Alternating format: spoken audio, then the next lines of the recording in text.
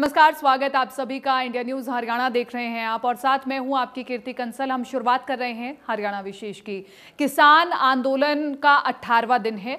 बड़ी संख्या में किसान दिल्ली की सीमाओं पर डटे हुए हैं। किसानों के कुछ जत्थे दिल्ली कूच कर रहे हैं। अब राजस्थान के किसान भी दिल्ली पहुंच रहे हैं, जिन्हें रोकने के लिए हरियाणा बॉर्डर पर भारी सुरक्षा बल तैनात किया गया है। कृषि कानून को लेकर अभी तक सरकार से सुलह की हर कोशिश नाकाम हो चुकी है और इस बीच केंद्रीय गृह मंत्री अमित शाह ने पंजाब बीजेपी के नेताओं से बैठक की है, जबकि राजनाथ सिंह की पहल पर नोएडा के चिल्ला बॉर्डर से किसान हट गए हैं।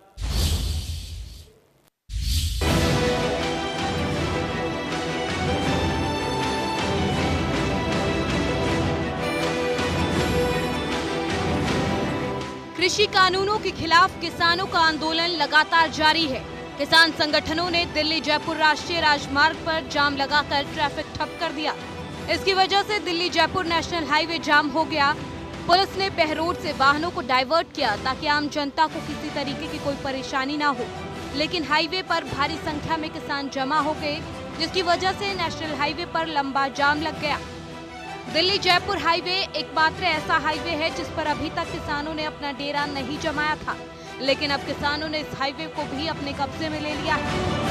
राजस्थान के मार्फत दिल्ली जयपुर हाईवे से दिल्ली की तरफ कूच कर रहे किसानों को फिलहाल अभी शाहजहांपुर बॉर्डर रोका गया है। हालांकि 2 से 3 जत्थे ही अभी यहाँ पहुँचे हैं, लेकिन और भी किसानों की आने की संभावना है और किसानों का यही कहना है कि उनकी बड़ी संख्या में और किसान आ रहे हैं।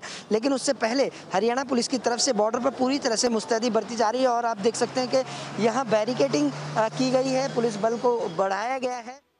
किसानों का कहना है कि अगर मांगे नहीं मानी गई तो 26 जनवरी को दिल्ली की परेड में भारी संख्या में किसान इसी तरह शामिल हो जाएंगे और उनको कोई रोक नहीं पाएगा। प्रशासन से, मोदी सरकार से ये अपील है कि हमारा शांतिपूर्वक धरना जो पहले टीकरी पर चल रहा है, सिंगू पर चल रहा है, और आज हम वही डिमांड्स लेकर राजस्थान से जो वो दिल्ली को एंटर करना चाहते हैं, तो हमें हमारा प्रदर्शन भी करने दो।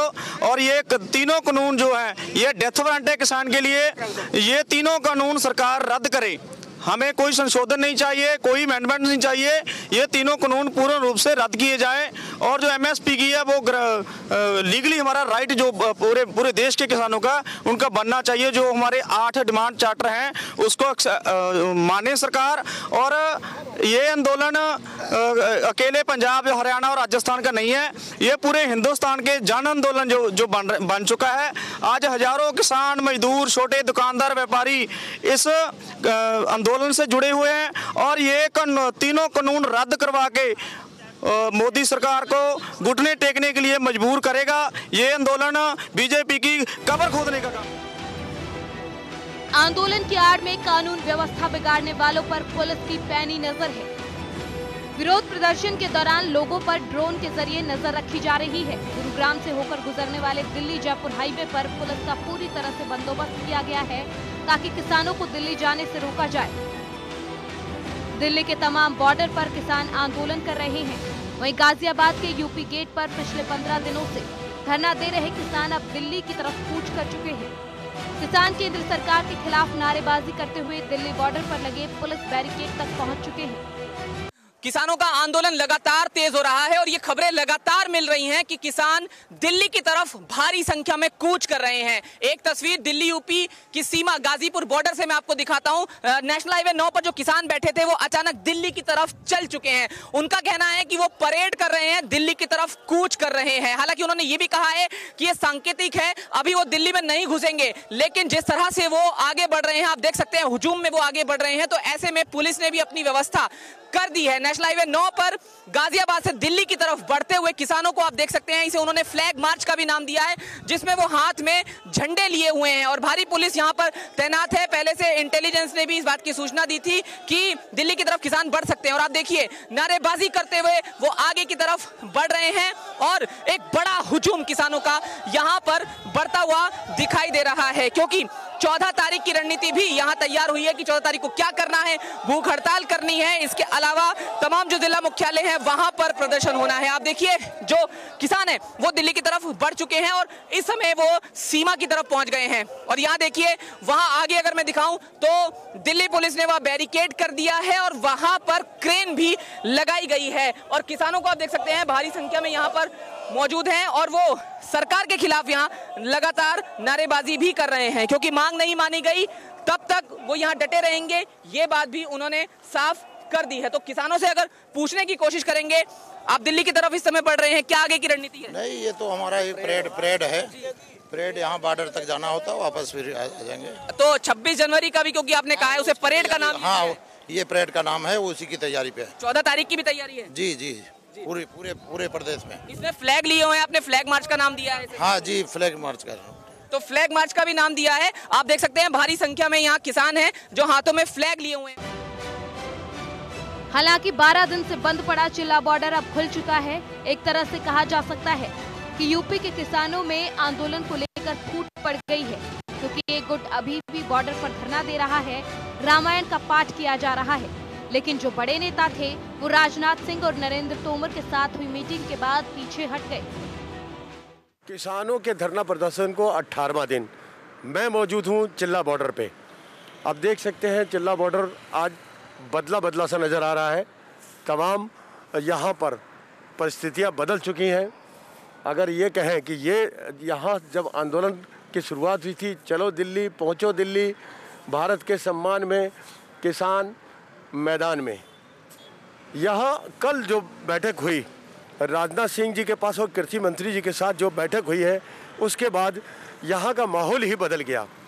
रात जो है चिल्ला की ये जो बैरिकेटिंग है, जहाँ से आप देख रहे हैं ये गाड़ियाँ जो निकल रही हैं, यहाँ इस बैरिकेटिंग को खोल दिया गया और किसानों को दर साइड जो है, अगर ये कहें कि एक तरफ ये चिल्ला की जो दिल्ली जाने वाली रोड है, जो नोएडा से दिल्ली जा रही है, उसको खोला गया रात में, और साथ ही जो है बराबर में जो दिल्ली से आने वाली रोड है वो खुली हुई है। अब नोएडा से दिल्ली को जोड़ने वाला चिल्ला बॉर्डर पूरी तरह से खुल चुका है। इससे आम लोगों को राहत जरूर मिली है, लेकिन किसान आंदोलन करने वाले नेताओं के लिए ये किसी झटके से कम नहीं है।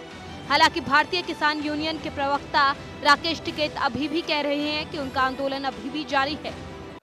कुछ सरकारी संगठन है वे हट गए, यानी कुछ लोग ऐसे हैं जो सरकारी संगठन, तो वो कुछ लोग ऐसे हैं जो इस आंदोलन जैसे फाइल नाम किसान का अंदर व्यापारी, ऐसे ही सरकार के कुछ संगठन हैं जो सरकार उसको चलवाती है, तो वे हट गए, उसका क्या कर सकते हैं? तो जब सरकार ही है तो उसका क्या करेंगे? किसानों का आंदोलन कम होने की बजाय लगातार मजबूत हो रहा है। कई राज्यों से किसान अभी भी दिल्ली पहुंचे हैं। अब देखना यह है कि तेजी से बढ़ रहे आंदोलन को लेकर सरकार क्या कुछ रुख अख्तियार करती है। Bureau report, India news Haryana. किसानों के चल रहे आंदोलन को लेकर केंद्रीय राज्य मंत्री कृष्णपाल गुर्जर ने इंडिया न्यूज हरियाणा से खास बातचीत में कहा कि सरकार और किसानों के बीच वार्ता से ही मामला सुलझेगा। किसानों को अपनी जिद छोड़नी चाहिए। उन्होंने ये भी कहा कि किसानों की आय दोगुनी करने के लिए केंद्र सरकार ने ये कानून बनाए हैं। किसान लगातार आंदोलन कर रहे हैं और ऐसे में हमारे साथ में केंद्रीय राज्य मंत्री कृष्णपाल गुर्जर हैं। उनसे बात कर लेते हैं आखिर समाधान का रास्ता क्या है, क्योंकि कई दौर की वार्ताएं हो चुकी। मंत्री जी, इस आंदोलन का समाधान क्या है? देख, केंद्र सरकार के लिए कृषि प्राथमिकता है और किसानों का हित सर्वोपरि है जी। इसी को ध्यान में रखते हुए किसान संगठनों के प्रतिनिधियों से अनेकों दौर की वार्ता के बाद मुद्दों को चिन्हित किया गया। उन मुद्दों के समाधान के लिए केंद्र सरकार ने अपने प्रस्ताव दिए, उनके मुद्दों का समाधान किया गया, उनकी शंकाओं को दूर किया गया। लेकिन जो किसान संगठन के प्रतिनिधि थे वो कोई भी ऐसा तर्क प्रस्तुत नहीं कर पाए कि भाई बिल क्यों वापस होने चाहिए जी। और जब मुद्दों का समाधान होने के लिए जो मूल मुद्दे थे उनके कि एमएसपी पर लिखित में देना चाहिए, कॉन्ट्रैक्ट फार्मिंग में जो शंकाएं उनको दूर करके लिखित में देना चाहिए, जो कॉन्ट्रैक्ट फार्मिंग में जो एसडीएम के यहाँ अपील होती थी उसको सिविल जो न्यायालय हैं उनके लिए वो भी विकल्प होना चाहिए। इन सब मुद्दों को, जो मुद्दे उभर के आए थे, उन सब का समाधान केंद्र सरकार ने लिखित में देने के लिए उनको प्रयास किए, लेकिन वो बार बार उन सब मुद्दों से मुकर कर नए नए मुद्दे लेकर आ रहे हैं, जटिलताएं पैदा कर रहे हैं। उनका मकसद क्या है ये हम समझ नहीं पा रहे हैं। क्या लगता है आपको मकसद? देखिए, हमको मकसद लगता है कि वो जो मूल मुद्दे थे उनका वो समाधान नहीं चाहते। अच्छा। किसानों के हित में मोदी सरकार जी ने पिछले 6 साल में जो क्रांतिकारी बदलाव किए हैं वो सारा देश का किसान जानता है। इसलिए देश का किसान आज अपनी खेती में लगा हुआ है। उसको मालूम है कि मोदी सरकार में ही हमारे हित सुरक्षित हैं। इन्होंने ही लागत का 1.5 गुना मूल्य देने की शुरुआत मोदी सरकार ने की है। चाहे वो सॉइल हेल्थ कार्ड है, चाहे वो फसल बीमा योजना है, चाहे वो किसान सम्मान निधि है, सब मोदी सरकार ने शुरू की है। और एमएसपी पर पहले से 2013-14 की तुलना में डबल खरीद की है, डबल भुगतान किया है और 50% मुनाफे के साथ किया है। पहली सरकारों में सिर्फ धान और गेहूं खरीदा जाता था, लेकिन मोदी जी की सरकार ने एमएसपी पर धान और गेहूं के साथ साथ आप दलहन है, तिलहन है, बाजरा है, मक्का है, सरसों है और साथ में कपास है, ये सब चीज़ें किसानों की एमएसपी पर खरीदी हैं। मोदी सरकार के लिए कृषि प्राथमिकता है। किसानों के हित सर्वोपरि हैं। किसानों की समस्याओं के समाधान के लिए मोदी सरकार के द्वार हमेशा किसानों के लिए खोले हुए हैं। कभी भी आएं, वार्ता करें, चर्चा करें और जो भी उनकी शंकाएं हैं उनका निराकरण निश्चित तौर पर मोदी सरकार करेगी।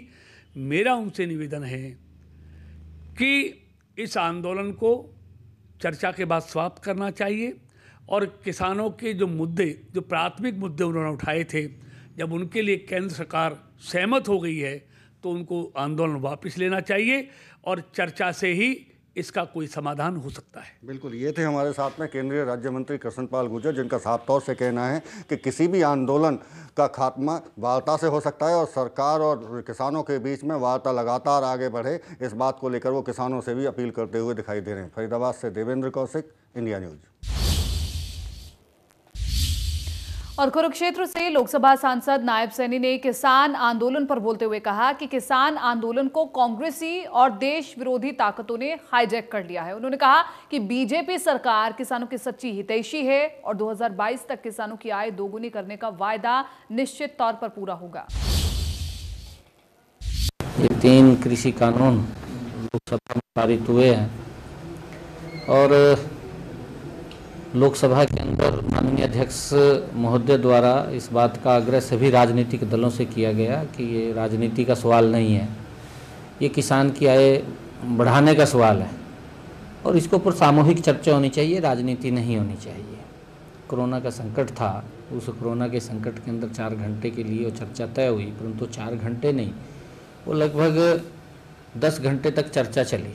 रात के 1 बजे तक चर्चा चली है, पूरे देश ने उसको देखा है, परंतु कांग्रेस उस चर्चा के अंदर शामिल नहीं रही, वॉकआउट करके चली गई। कांग्रेस का ये दोहरा चेहरा ये देश के सामने आता है और कांग्रेस ने बाहर आकर के जिस प्रकार से इन कृषि कानूनों से जिससे किसान को मजबूती मिल रही है, जिससे उसकी आय बढ़ रही है, जिससे उसका आर्थिक मजबूती किसान को मिल रही है, इन कृषि कानूनों से उसको स्वतंत्रता मिल रही है कि वो अपनी फसल को कहीं पर भी बेच सके, वो अपनी फसल को मंडी में बेचे, वो अपनी फसल को देश की किसी भी मंडी में जाकर के देश के किसी भी स्थान के ऊपर बेचे। ये स्वतंत्रता ये किसान को इन बिलों के माध्यम से दी गई है।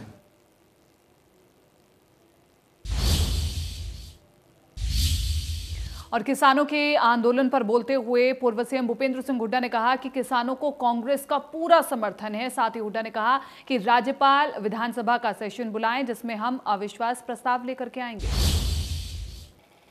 विपक्ष का कोई बात नहीं, हम इसमें नेतृत्व नहीं कर रहे, किसान कर रहे हैं, समर्थन है हमारा पूरा। ऐसा है, इसी वास्ते कोई बयान देना अलग बात है, एक तरफ बयान देते हैं समर्थन कर रहे हैं।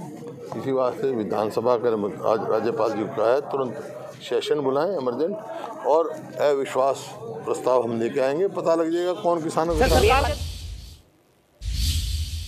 अंबाला नगर निगम चुनाव में हरियाणा जन चेतना पार्टी के ताल ठोकने के बाद समीकरण पूरी तरह से बदलते हुए नजर आ रहे हैं और इसके साथ ही नगर निगम चुनाव को लेकर के हरियाणा जन चेतना पार्टी ने अपनी तैयारियां शुरू कर दी हैं। पार्टी अध्यक्ष और पूर्व केंद्रीय मंत्री विनोद शर्मा ने बलदेव नगर में चुनाव कार्यालय का उद्घाटन किया। वार्ड नंबर 2, 3, 4 और 5 के लिए कार्यालय खोला गया।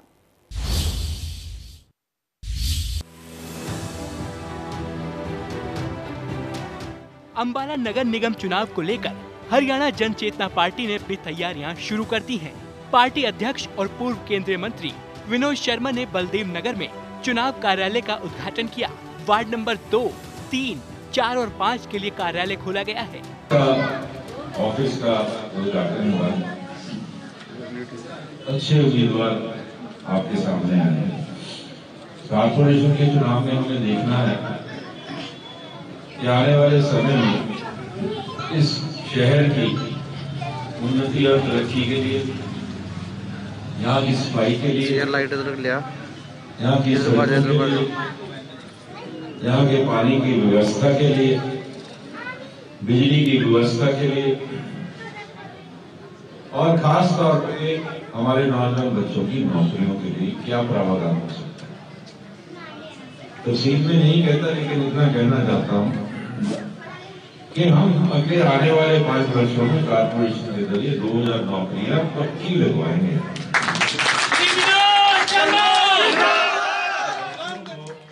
रोजगार मिलना एक किस्म का बंद हो गया।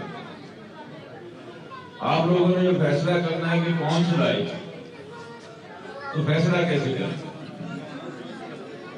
कौन ऐसे व्यक्ति हो सकते हैं जो निस्वार्थ रूप से शहर की सेवा करें, इसके लिए आपको चुनने और फिर आप उनका रिकॉर्ड देखिए। 2005 से लेकर 2014 तक जो कार्य हुए हैं और 14 से लेकर आज तक जो कार्य हुए हैं उनका मिलान कर कीजिए। कितने बच्चों को नौकरियां लगी हैं, कितने कार्य हुए हैं, कैसा माहौल है, कैसी शांति है। जब इसका मुकाबला करेंगे, देखेंगे, तोड़ मोल करेंगे तो पता चलेगा कि कौन लोग हैं जिन पे विश्वास किया जा सकता है। इस दौरान पूर्व केंद्रीय मंत्री विनोद शर्मा ने नगर निगम चुनाव में उम्मीदवारों को जीत का मंत्र भी दिया और कहा कि सभी का पहला और आखिरी लक्ष्य अपने इलाके का विकास होना चाहिए। कि वो आगे आने वाले समय में आपको, इस शहर के विश्वविद्यालयों को, इस शहर के नौजवान बच्चे और बच्चियों को कैसे मदद कर सकते हैं, कैसे आगे ले जा सकते हैं। IMT का मुद्दा खत्म हुआ था, कुछ अपने ही कुछ लोगों ने, यहाँ के कुछ लोगों ने विरोध किया। मेरे साथी ने कहा कि IMT हम लेके आएंगे, बिल्कुल लेके आएंगे। वो तो हमारा एक निशाना है जिसकी वजह से बहुत प्रयास किए हैं और आगे भी प्रयास करेंगे। पहले भी काम किया है, आगे भी काम करेंगे। लेकिन देखना यह है कि आपके शहर की आने वाली जो भविष्य है वो सुरक्षित होना चाहिए उन हाथों में जिनका अपने आप में, अपने लिए करने में कम विश्वास हो, जिनका निस्वार्थ रूप से सेवा करने में ज्यादा विश्वास हो। ये तभी संभव हो सकता है और ये सुनिश्चित आपने करना है। आज के बाद आगे जो मीटिंग होगी मैं उसमें भी अपने विचार रखूंगा, लेकिन एक बात मैं कहने आया हूँ, मेरे साथी यहाँ पे आए हैं, कि ये मत सोचिए यहाँ हमने दफ्तर खोला और हमारा काम खत्म। काम तो भाई शुरू हुआ है। अब अगले 15 दिन, आज 13 तारीख है, 27 को वोटिंग के दिन कौन से बचे? 15 दिन, 14 दिन बचे। इन 15 दिनों में आप लोगों को, साथियों को मिलकर दिन रात एक करना है। वहीं शनिवार को पूर्व केंद्रीय मंत्री विनोद शर्मा ने प्रेस कॉन्फ्रेंस उम्मीदवारों की पहली लिस्ट जारी की थी। पहली लिस्ट में हरियाणा जनचेतना पार्टी के 14 नामों का ऐलान किया गया था। पूर्व केंद्रीय मंत्री विनोद शर्मा ने बताया कि हरियाणा जनचेतना पार्टी मेयर पद पर भी उम्मीदवार उतारेगी। वहीं पूर्व केंद्रीय मंत्री ने स्पष्ट शब्दों में कह दिया है कि उनका मकसद सिर्फ और सिर्फ शहर का विकास करना है और वो उसी सेवा भाव से शहर की सेवा करेंगे जैसे कि पहले से करते आ रहे हैं। अंबाला से अमन कपूर, इंडिया न्यूज, हरियाणा।